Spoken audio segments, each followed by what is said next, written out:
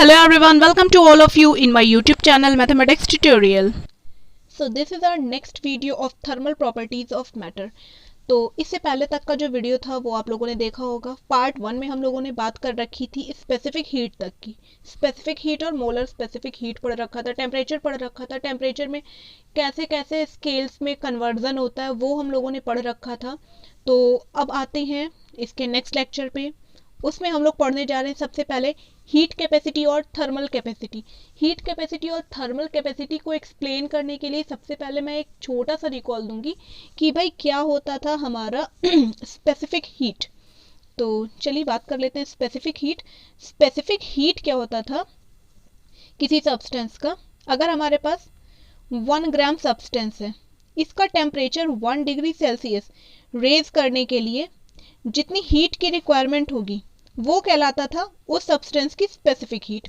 ठीक है, और मोलर स्पेसिफिक हीट में ये ग्राम की जगह पे मोल वर्ड आ जाता था। ठीक है, 1 मोल सब्सटेंस का टेम्परेचर 1 डिग्री सेल्सियस रेज करने के लिए जो रिक्वायर्ड अमाउंट ऑफ हीट होगा वो अपना कहलाता था मोलर स्पेसिफिक हीट। तो इसी के साथ ही हम लोग आगे बढ़ते हैं अपने नेक्स्ट टॉपिक पे, जो है हीट कैपेसिटी और थर्मल कैपेसिटी। तो आज का पहला टॉपिक है हमारा heat capacity.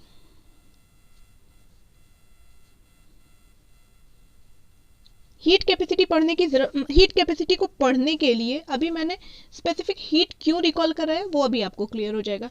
Heat capacity, the heat capacity of a body is defined as the amount of heat required to raise its temperature through 1 degree. Heat capacity क्या होती है? कोई आपने सब्सटेंस लिया या कोई बॉडी है, इसका टेम्परेचर 1 डिग्री सेल्सियस तक रेज करने के लिए कितना अमाउंट ऑफ हीट रिक्वायर्ड है, ठीक है, वो कहलाएगी इस बॉडी की हीट कैपेसिटी।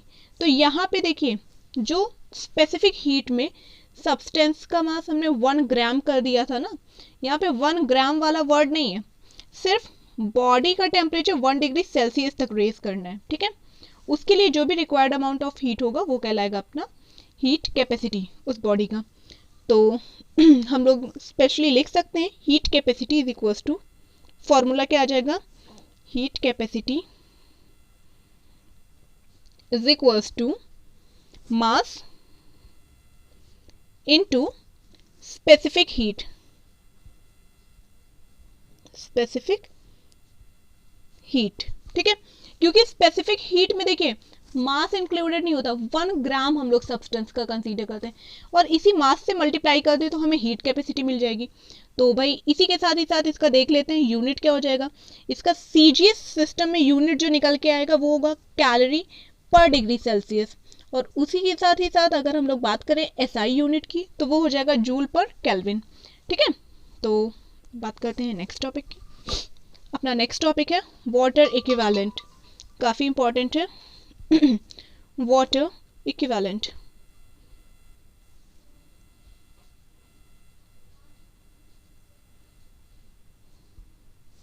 वाटर इक्विवेलेंट क्या होता है भाई? देखिए थोड़ा सा ध्यान से समझने वाला टॉपिक है। सपोज करिए ये हमारा कंटेनर है, इसमें हमने वाटर ले रखा है। ठीक है, ये हमारा वाटर है। ठीक है, ये कोई भी कॉपर या जो भी कुछ हो सकता है कंटेनर उसका, ये वाटर है। वाटर सपोज करिए हमने कितना लिया है, 1 kg वाटर ले रखा है। तो ऑब्वियस सी बात है अगर हमें इसका टेम्परेचर रेज करना है तो इसे हीट देनी होगी। ये हमने हीट दिया, ये क्या था, हीट। हीट करना स्टार्ट किए तो सबसे पहले क्या होगा, देखो सबसे पहले ये वेसल हीट होगा, वेसल का टेम्परेचर इंक्रीज होगा, उसके बाद जाके हीट ट्रांसफर होगी इस वेसल के थ्रू ये लिक्विड में। ओके, तो ये था कॉन्सेप्ट। अब ध्यान रखिएगा क्या कह रहे हैं कि कितने अमाउंट ऑफ हीट ने इस वेसल का टेम्परेचर 1 डिग्री सेल्सियस बढ़ा दिया। ठीक है, ये जो है Q, सपोज करिए Q amount of heat required था इस कंटेनर का टेम्परेचर 1 डिग्री सेल्सियस रेज करने के लिए, और उसी Q अमाउंट ऑफ हीट से हम कितने वाटर का टेम्परेचर, सपोज करो इतने वाटर का टेम्परेचर 1 डिग्री सेल्सियस रेज कर सकते हैं। ध्यान रखिएगा, इसी क्यू अमाउंट ऑफ हीट से इतने वाटर का टेम्परेचर कितना रेज किया, सेम 1 डिग्री सेल्सियस रेज कर सकते हैं। देखो फिर से, मतलब जो कुछ भी है फिर से रिकॉल करते हैं। थोड़ा सा अगर आपको कंफ्यूजन हो रहा है इसीलिए मैं रिपीट कर रही हूँ। देखिए, आपने कंटेनर लिया था, उसमें आपने 1 kg वाटर लिया और इसको हमने हीट करना स्टार्ट किया। हमने सपोज किया कि क्यू अमाउंट हीट के थ्रू हमारा जो कंटेनर है उसका टेम्परेचर 1 डिग्री सेल्सियस रेज हो रहा है। उसके बाद हमने ये सोचा कि यार ये क्यू अमाउंट ऑफ हीट हमारी वेस्ट जा रही है, इससे हमारा वाटर भी तो, मतलब उसका भी तो टेम्परेचर रेज हो सकता था। अगर ये क्यू अमाउंट ऑफ हीट हमारी वेस्ट हो रही है सिर्फ और सिर्फ वेसल के हीट होने में या कंटेनर के हीट होने में या कंटेनर का टेम्परेचर 1 डिग्री सेल्सियस रेज करने में, तो क्यों ना इस हीट को हम यूटिलाइज करें। अच्छा, फिर दिमाग लगाया गया, इतनी हीट से कितने पानी को गर्म किया जा सकता है, कितने पानी का टेम्परेचर 1 डिग्री सेल्सियस बढ़ाया जा सकता है। तो सोचने वाली बात थी, इसी क्यू अमाउंट ऑफ हीट से कितने पानी का, सपोज कर लो यार इतने पानी का टेम्परेचर 1 डिग्री सेल्सियस तक बढ़ाया जा सकता है। तो ये जो अमाउंट निकला, ये सर्कुलर वाला जो दिख रहा है ना, ग्रीन वाला m, ये कहलाएगा वाटर इक्विवेलेंट। मतलब पूरे के पूरे कंटेनर को हमने कन्वर्ट कर दिया या रिप्लेस कर दिया इतने m मास का जो वाटर निकला, वाटर का जो मास निकला उससे। तो ये हमारा कहलाया वाटर इक्विवेलेंट। सपोज कर लो, अगर m तुम्हारा कुछ भी सपोज कर लो यार 200 ग्राम आ गया, तो इस वाले कंटेनर का वाटर इक्विवेलेंट कितना निकला, 200 ग्राम। ठीक है, आई गेस बात समझ में आई होगी। जिसको नहीं समझ में आया थोड़ा सा वीडियो पॉज करिए, रिवाइंड करिए, जाके चेक करिए, आपको डेफिनेटली समझ में आएगा। चलते हैं नेक्स्ट टॉपिक पे। नेक्स्ट है अपना वाटर इक्विवेलेंट के बाद कैलोरीमेट्री। अच्छा, वाटर इक्विवेलेंट का फॉर्मूला मैं आपको शायद देना भूल गई। वाटर इक्विवेलेंट का फॉर्मूला लिख लीजिए। वाटर इक्विवेलेंट बराबर water equivalent is equals to mass into specific heat, mass into specific heat. देखिए 1 डिग्री टेम्परेचर रेज कर रहे थे ना, तो मास इंटू स्पेसिफिक हीट, वही हीट कैपेसिटी वाला कॉन्सेप्ट आपका लग रहा है। ठीक है, तो ये वही चीज़ है। तो अब हम लोग बात करने जा रहे हैं कैलोरीमेट्री की। कैलोरीमेट्री क्या होती है? देखिए भाई, कैलोरीमेट्री फिजिक्स की वो ब्रांच है जिसमें हम लोग स्टडी करते हैं हीट के मेजरमेंट की। ठीक है, जैसे अभी तक तो हीट बहुत सारी बातें हो गई। अब हीट का जो मेजरमेंट है, ठीक है, जिस भी ब्रांच में फिजिक्स की हम लोग हीट के मेजरमेंट की बात करेंगे कि इस बॉडी में इतनी हीट ट्रांसफर हुई, इसने इतनी हीट गेन की, इसने इतनी हीट लॉस की, वो कहलाती है अपनी कैलोरीमेट्री। ठीक है, तो कैलोरीमेट्री के बाद आते हैं हम लोग प्रिंसिपल ऑफ कैलोरीमेट्री और लॉज ऑफ मिक्सचर पे। लॉ ऑफ मिक्सचर्स, तो लॉ ऑफ मिक्सचर्स या प्रिंसिपल ऑफ कैलोरीमेट्री क्या कहता है कि अगर हमारे पास कोई दो बॉडीज हैं जिनके डिफरेंट डिफरेंट टेम्परेचर्स हैं, से T1 and T2, clearly T1 is not equals to T2। Suppose कर सकते हैं हम लोग T1 is greater than T2। ठीक है, तो कैलोरीमेट्री के प्रिंसिपल के अकॉर्डिंग इसमें हीट ट्रांसफर होगी या फ्लो होगी from higher temperature to lower temperature. मतलब T1 टेम्परेचर वाली बॉडी से T2 टेम्परेचर वाली बॉडी की तरफ हीट फ्लो होगी। दोनों को हम लोग कांटेक्ट में रख रहे हैं, जैसे कांटेक्ट में रखते हैं ये हीट का ट्रांसफर शुरू हो जाएगा। उसके बाद क्या होगा, कब तक हीट फ्लो होगी भाई, जब तक कि दोनों के टेम्परेचर इक्वल ना हो जाए। ठीक है, वो इक्विवेलेंट स्टेट जो होता है जब तक वो नहीं स्टैब्लिश होगी तब तक हीट का ट्रांसफर होता रहेगा। तो देखो, फर्स्ट बॉडी से सेकेंड बॉडी में हीट ट्रांसफर हो रही है, तो कब तक ट्रांसफर होगी, जब तक ये heat lost by first body equal ना हो जाए heat gained by second body के।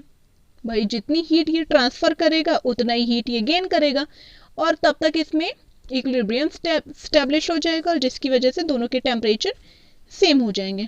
ठीक है, तो इस प्रिंसिपल के थ्रू रिजल्ट क्या निकल के आया, heat lost by first body is equals to heat gained by second body. ठीक है, कुछ भी आप कंसीडर कर सकते हो। इसी जगह पे हम ले सकते थे, यहाँ पे कोई दो डिफरेंट बकेट ले लो, उसमें दो डिफरेंट लिक्विड ले लिया, एक का टेम्परेचर T1 दूसरे का टेम्परेचर T2। एक को 40 डिग्री कंसीडर करो, दूसरे को 60 डिग्री कंसीडर करो, एक तीसरी खाली बकेट ले लो, दोनों ही लिक्विड उसमें पलट दो, ठीक है, मिक्स किया तो हीट ट्रांसफर होना स्टार्ट हो जाएगी ना। कब तक हीट ट्रांसफर होगी भाई? जब तक कि दोनों लिक्विड इक्विलिब्रियम स्टेज में नहीं आ जाते, दोनों के टेम्परेचर इक्वल नहीं हो जाते, ठीक है, तब तक हीट ट्रांसफर होगी। अब इसके बाद आते हैं हम लोग, नेक्स्ट है अपना change of state. Next topic है अपना चेंज ऑफ स्टेट। तो जैसे आपने वाटर में देखा होगा, या मैटर की बात करें तो कई सारे फॉर्म आपने देखे होंगे। सॉलिड देखा होगा, कितने फॉर्म देखे होंगे, सॉलिड देखा होगा, लिक्विड देखा होगा, ठीक है, गैसियस फॉर्म देखा होगा, गैसियस स्टेज, या इसी को वेपर बोल सकते हो। वाटर अगर ले लें, ठीक है, सॉलिड हुआ, लिक्विड हुआ, वेपर हुआ। सॉलिड फॉर्म में, आइस के फॉर्म में दिखेगा। तो इन जो तीन स्टेज दिखा, फर्स्ट, सेकंड और थर्ड, इन तीनों में जो कन्वर्जन होता है, कन्वर्जन इन द सेंस अगर आपका आइस चेंज हो रहा है गैस में, मींस वेपर में, आपका आइस कन्वर्ट हो रहा है वाटर में, या वाटर कन्वर्ट हो रहा है वेपर में, वाटर वेपर में, तो ये सारे जो प्रोसेस हैं चेंजिंग के, ये सारे जो स्टेट चेंजिंग के प्रोसेस हैं, वो सब अब हम लोग पढ़ने जा रहे हैं। चलिए स्टार्ट करते हैं। चेंज ऑफ स्टेट, ये तीन ही स्टेट आपको पढ़ने हैं। आगे बढ़ते हैं हम लोग। सबसे पहला प्रोसेस क्या हो सकता है? देखो, आपके पास सबसे पहली चीज सॉलिड हो, सॉलिड किस में चेंज हो रहा हो? लिक्विड में। दूसरा क्या हो सकता है? लिक्विड चेंज हो रहा हो वेपर में, लिक्विड चेंज हो रहा हो वेपर में। थर्ड पॉसिबिलिटी क्या बन सकती है? वेपर आपका लिक्विड में चेंज हो रहा हो, वेपर कन्वर्ट हो रहा हो लिक्विड में। और फोर्थ पॉसिबिलिटी बनती है, यहाँ ऊपर सॉरी नेक्स्ट स्लाइड लिखती हूँ। फोर्थ पॉसिबिलिटी बनती है वेपर लिक्विड आपका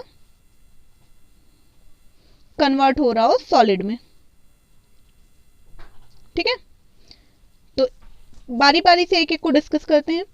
सॉलिड अगर लिक्विड में कन्वर्ट हो रहा है तो सॉलिड से लिक्विड जाने के लिए आपको क्या करना पड़ेगा? इसे हीट करना पड़ेगा, ठीक है। लिक्विड से वेपर आप जा रहे हो, लिक्विड को हीट करोगे तो वेपर में कन्वर्ट होगा। वेपर से लिक्विड आपको कब मिलेगा? यस, कूल करना पड़ेगा। यहाँ पे कूल करोगे तब वेपर आपका लिक्विड में कन्वर्ट होगा। नेक्स्ट क्या है? लिक्विड से सॉलिड। लिक्विड से सॉलिड में कैसे आओगे? लिक्विड को कूल करोगे तब जाके सॉलिड की तरफ पहुंचोगे, ठीक है। तो ये चारों थे आपके मेन, जो कन्वर्जन की बात कर रही थी, चेंज ऑफ स्टेट यहीं से आपके बनेंगे। तो सॉलिड को लिक्विड में जो कन्वर्ट करने वाला प्रोसेस होता है हीटिंग के थ्रू, ठीक है। सॉलिड को हीट किया, वो लिक्विड में कन्वर्ट हुआ, ये प्रोसेस आपका कहलाता है melting. First is called melting, melting of a solid. Solid को मेल्ट किया मतलब हीट किया तो वो मेल्ट होकर लिक्विड में कन्वर्ट हुआ। दूसरा क्या कहलाता है? लिक्विड को हीट किया और वो वेपर में कन्वर्ट हो गया, that is called vaporisation. Third, vapour को हमने कूल किया और फिर वो लिक्विड में कन्वर्ट हुआ, तो क्या हुआ? कूल किया या कंडेंस किया, कंडेंसेशन, यहीं से वर्ड आया है कंडेंसेशन, ठीक है। नेक्स्ट है लिक्विड को सॉलिड में कन्वर्ट करना है। भाई लिक्विड को फ्रीज कर दिया, वो सॉलिड में कन्वर्ट हो गया, तो this process is called freezing. चलिए बारी बारी से एक एक को समझते हैं। सबसे पहले आते हैं हम लोग मेल्टिंग में। फर्स्ट है अपना मेल्टिंग की बात कर ली, मतलब सारे स्टेट जो थे, सारे प्रोसेसेस की बात कर ली। अब बात करते हैं मेल्टिंग पॉइंट की। सबसे पहला नाम है अपने सामने जो आता वो है मेल्टिंग पॉइंट। वैसे इन शॉर्ट में एमपी लिख सकती थी। मेल्टिंग पॉइंट क्या होता है? The temperature at which the solid and the liquid states of a substance coexist in thermal equilibrium with each other is called its melting point। तो देखो भाई, जिस पॉइंट पे किसी बॉडी की सॉलिड और लिक्विड स्टेट दोनों एग्जिस्ट करती है ना, दोनों ही एग्जिस्ट करें, वो कहलाता है आपका मेल्टिंग पॉइंट। बहुत बारीकी से समझिएगा, अगर आप वाटर को कंसीडर करते हो, ठीक है। तो किस टेम्परेचर पे, कितने टेम्परेचर पे, सपोज कर लो x डिग्री सेल्सियस पे जो वाटर है ना, सॉरी मेल्टिंग बोला है ना, आइस, वाटर जो है आइस से वाटर में कन्वर्ट होना शुरू होगा। कितने टेम्परेचर पे ये आइस मेल्ट होके वाटर में कन्वर्ट हो रही, तो इसी x डिग्री सेल्सियस पे आइस भी एग्जिस्ट कर रही है और वाटर भी एग्जिस्ट कर रही है। सेम टेम्परेचर पे दोनों स्टेट एग्जिस्ट कर रही हैं। तो मतलब वो कौन सा टेम्परेचर है जहाँ पे कन्वर्जन स्टार्ट हो रहा है, आइस मेल्ट होना शुरू हो रही है, आइस मेल्ट होके आपकी वाटर में कन्वर्ट हो रही है, वो पॉइंट आपका कहलाता है मेल्टिंग पॉइंट। नेक्स्ट आते हैं हम लोग, मेल्टिंग पॉइंट के बाद है अपना boiling point. Boiling point, boiling point क्या होता है भाई, ये देख लीजिए। बॉइलिंग पॉइंट कहाँ पे, कहाँ से कहाँ तक मिलेगा, देखिए आपका लिक्विड कन्वर्ट होता है इसमें वेपर में। सबसे पहले ये लिख लिया करो, लिक्विड कन्वर्ट हो रहा है वेपर में हीट करने पे, ठीक है। तो देखिए वो कौन सा टेम्परेचर होगा, x डिग्री सेल्सियस, वो कौन सा टेम्परेचर होगा भाई जिस पे आपका लिक्विड जो है जिसको हम हीट कर रहे हैं वो वेपर में कन्वर्ट होना स्टार्ट होगा। तो liquid as well as vapour दोनों ही स्टेट इस x degree temperature, x degree Celsius वाले टेम्परेचर पे एग्जिस्ट करेंगी, ठीक है। तो जहाँ पे आपका लिक्विड कन्वर्ट होना स्टार्ट हो जाएगा वेपर में, वो पॉइंट कहलाता है बॉइलिंग पॉइंट। नेक्स्ट है अपना सब्लिमेशन, देख लीजिए सब्लिमेशन भी साथ ही साथ।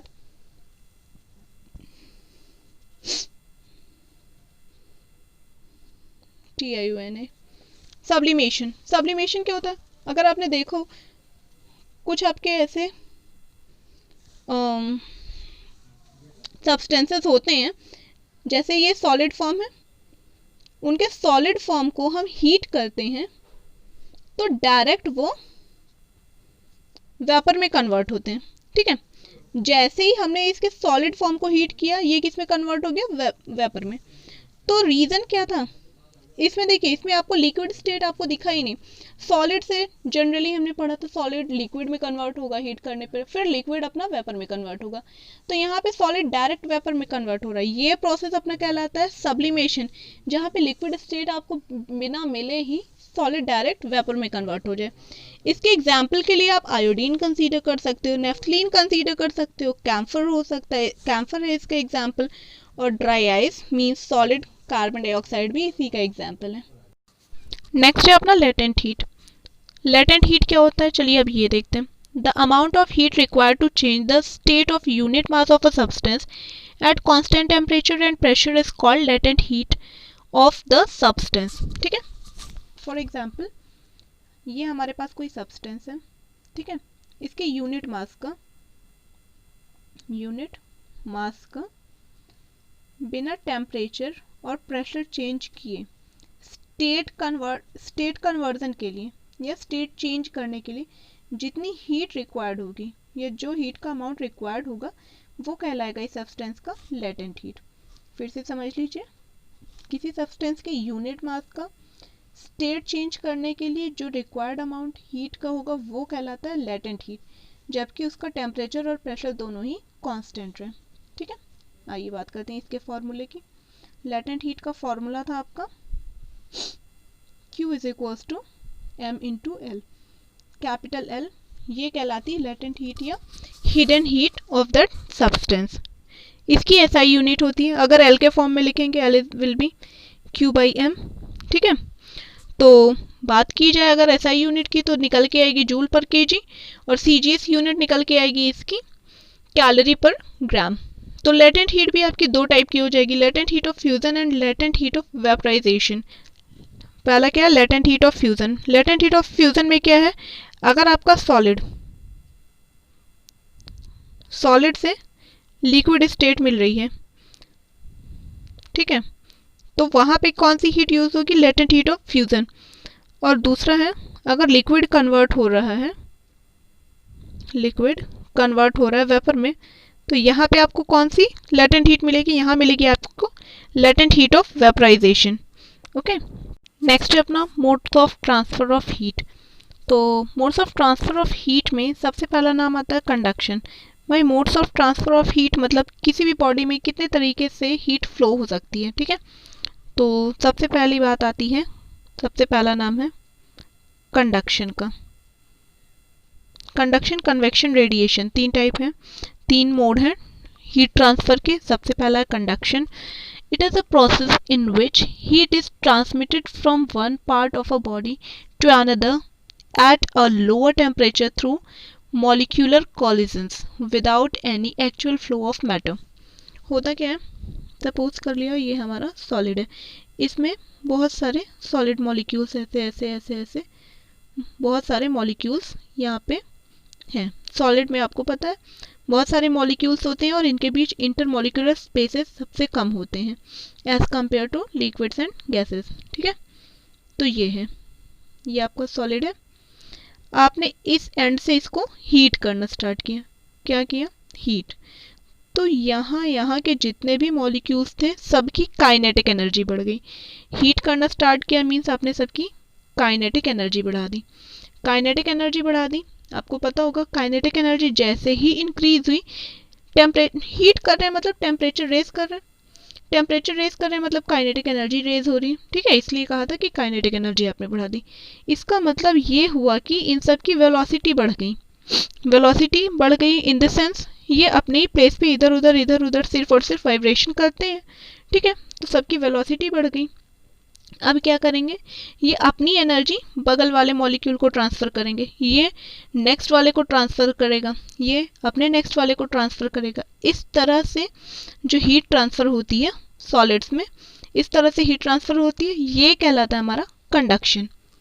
नेक्स्ट आते हैं कन्वेक्शन। कंडक्शन के बाद हम लोग बात करते हैं कन्वेक्शन की। कन्वेक्शन क्या होता है देख लीजिए।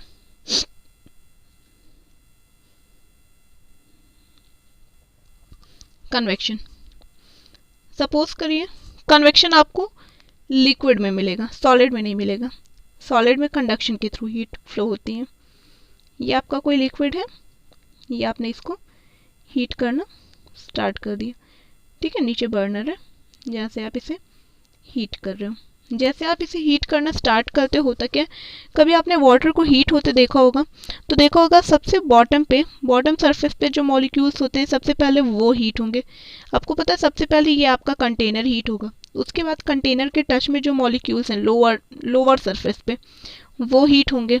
वो हीट हुए, जैसे ये हीट होंगे ये क्या होंगे, ये ऊपर आ जाएंगे, ठीक है। ये यहाँ पे आके ऊपर आके बाकी के मॉलिक्यूल्स को एनर्जी ट्रांसफ़र करेंगे, ठीक है। ये इन मॉलिक्यूल्स को एनर्जी ट्रांसफ़र करेंगे, फिर जो मॉलिक्यूल्स नीचे हैं वो ऊपर आके दूसरे मॉलिक्यूल्स को अपर डायरेक्शन में आके अपर साइड आके अपर लेयर पे जितने भी मॉलिक्यूल्स हैं उनको हीट ट्रांसफ़र करते हैं। तो इस तरह से इसमें हीट का ट्रांसफ़र होता है, ठीक है। It is the process by which heat is transmitted through a substance from one point to another due to the bodily motion of the heated particles of the substance, ठीक है। तो इसमें जो पार्टिकल हैं ये मोशन में होते हैं, जबकि पहले वाले की बात की जाए कंडक्शन की तो वो अपना एक्चुअल प्लेस कभी नहीं छोड़ते थे, ओके। तो ये डिफरेंस था कंडक्शन कन्वेक्शन में। नेक्स्ट है अपना radiation. Number 3 is radiation. Radiation में क्या होता है भाई, it is the process by which heat is transmitted from one place to another without heating the intervening medium, ठीक है। तो बीच का जो मीडियम है उसके हीट हुए बिना ही एक प्लेस से दूसरे प्लेस तक हीट ट्रांसफ़र होती है, वो कहलाता है हमारा रेडिएशन। जैसे सन से हीट ट्रांसफ़र हो रही है हम लोगों तक, तो वो मीडियम तो हीट हो नहीं जाता कि पूरा का पूरा मीडियम ही हीट हो जाए, पूरे मीडियम का ही टेम्परेचर रेज हो जाए, नहीं। तो वो जो हीट ट्रांसफ़र का मोड है ये कहलाता है रेडिएशन। इसके बाद करते हैं हम लोग बात steady state and temperature gradient की। तो टेम्परेचर ग्रेडियंट क्या होता है, स्टीडी स्टेट वही स्टेट होती है, मतलब जैसे आपने कोई ये दो डिफरेंट रॉड ली है, इसका टेम्परेचर T1 था, इसका टेम्परेचर T2 था, T1 was greater than T2। Steady state जब हीट का ट्रांसफर होना बंद हो जाए, इक्विलिब्रियम जब स्टेब्लिश हो जाए, ठीक है। सपोज कर लो जॉइंट का टेम्परेचर T हुआ है, ठीक है, स्टीडी स्टेट पे अब कोई हीट ट्रांसफर नहीं हो रही, वो स्टेट आपकी कहलाती है स्टीडी स्टेट। बात कर लेते हैं टेम्परेचर ग्रेडियंट की। टेम्परेचर ग्रेडियंट क्या होता है, इसी में समझिए। इस एंड का टेम्परेचर T1 है, इस एंड का टेम्परेचर T2 है, ठीक है। तो टेम्परेचर ग्रेडियंट क्या होता है, अगर इन दोनों के बीच का जो डिस्टेंस है वो L है, ठीक है, तो temperature gradient will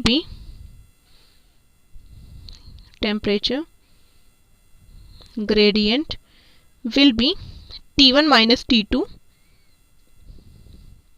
upon L, ठीक है, T1 minus T2 upon L होगा। तो ये था टेम्परेचर ग्रेडियंट आपका, जिस रेट से हीट फ्लो होती है वो कहलाता है, ठीक है। The rate of change of temperature with distance in the direction of flow of heat is called temperature gradient. इस केस में भी आपका T1 ग्रेटर है T2 से, हीट इस डायरेक्शन में फ्लो हो रही है। अब बात कर लेते हैं थर्मल कंडक्टिविटी की। Next is thermal conductivity.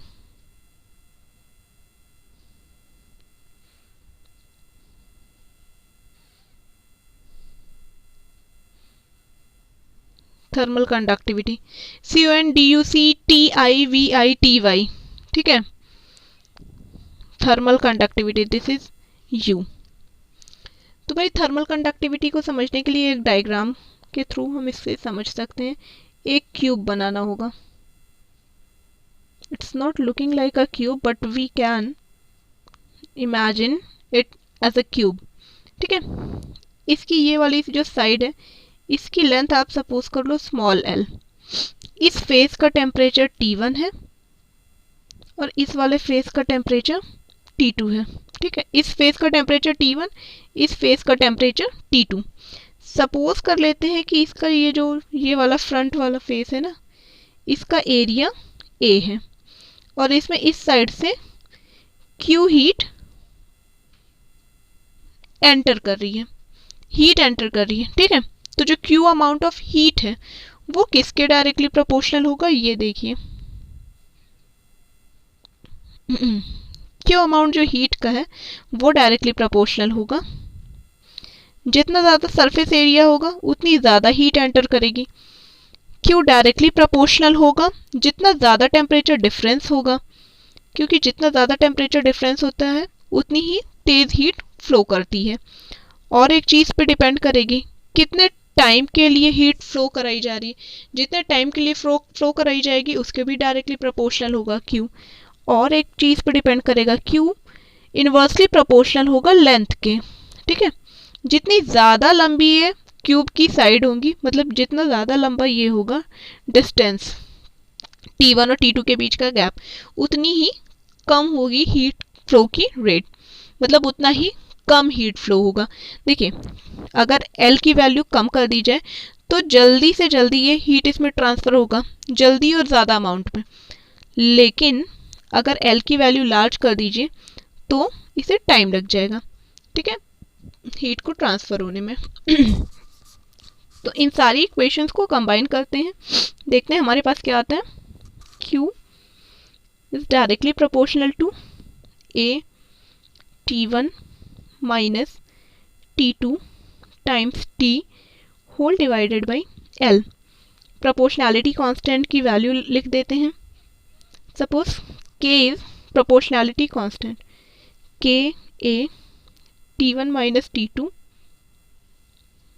Into time T divided by L, ठीक है। ये फॉर्मूला ध्यान रखिएगा दिस। तो अब बात कर लेते हैं K की। ये K हमारा कहलाता है कोफिशिएंट ऑफ थर्मल कंडक्टिविटी, क्योंकि थर्मल कंडक्टिविटी तो Q था, ठीक है। K जो प्रोपोर्शनैलिटी कांस्टेंट था वो कहलाता है coefficient of thermal conductivity. If जो क्यूब की लेंथ है अगर वो यूनिट हो जाए 1 मीटर या 1 मीटर रहने दीजिए, 1 यूनिट, एरिया 1 यूनिट स्क्वायर, ठीक है, unit square, T1 minus T2 1 degree Celsius हो जाए, और बात की जाए और क्या था, टाइम 1 सेकेंड, ठीक है। देन तब क्या आ जाएगा आपके पास, Q will be equals to K। Q किसके इक्वल आ जाएगा, K के। मतलब the coefficient of thermal conductivity of a material may be defined as the quantity of heat that flows per unit time through unit cube, means आपने length को 1 कर दिया है, unit cube of the material when its opposite faces are kept at a temperature difference of 1 degree, okay, this one। अब देखिए length को 1 कर दिया है तो एरिया ऑटोमेटिक 1 हो गया, क्यूब मैंने कंसीडर ही किया था, क्यूब बोल दिया तो ओके, तो वो आपका डिफाइन हो गया coefficient of thermal conductivity. Next हम लोग आते हैं डायमेंशन पे। के की डायमेंशन अगर लिखनी हुई डायमेंशनल फॉर्मूला, तो ये कैसे लिखेंगे, इसका जो डायमेंशनल फॉर्मूला निकल के आएगा, पहले यूनिट की बात कर लें, एसआई यूनिट क्या निकलेगी, तो इस फॉर्मूले से तो नहीं आई गेस, इस फॉर्मूले से आप इजीली के की यूनिट निकाल सकते हो। यूनिट हो जाएगा जूल, यहाँ पे मीटर था, यहाँ पे metre square, joule per metre, यहाँ पे पर डिग्री सेल्सियस पर सेकेंड, ये आ जाएगी इसकी यूनिट, ठीक है। एमकेएस में बता दिया, सीजीएस में इसी तरह से आप डायमेंशनल फॉर्मूला निकाल लीजिएगा। नेक्स्ट आते हैं हम लोग, नेक्स्ट टॉपिक है अपना हीट करंट। हीट करंट क्या होता है भाई वो देख लीजिए। Next is heat current.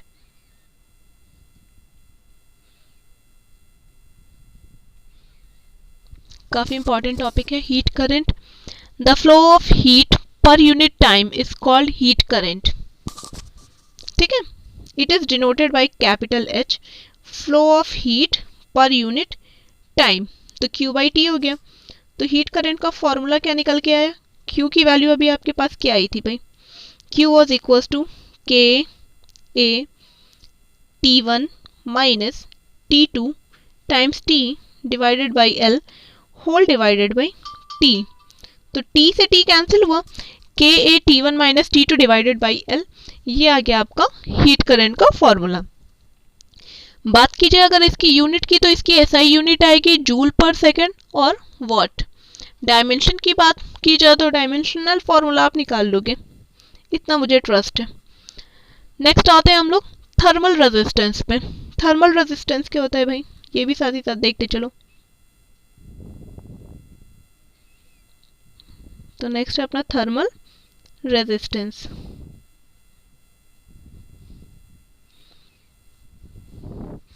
देखते हैं भाई थर्मल रेजिस्टेंस क्या होता है। The ratio of the temperature difference between the ends of a conductors to the heat current through it is called thermal resistance. It is denoted by are.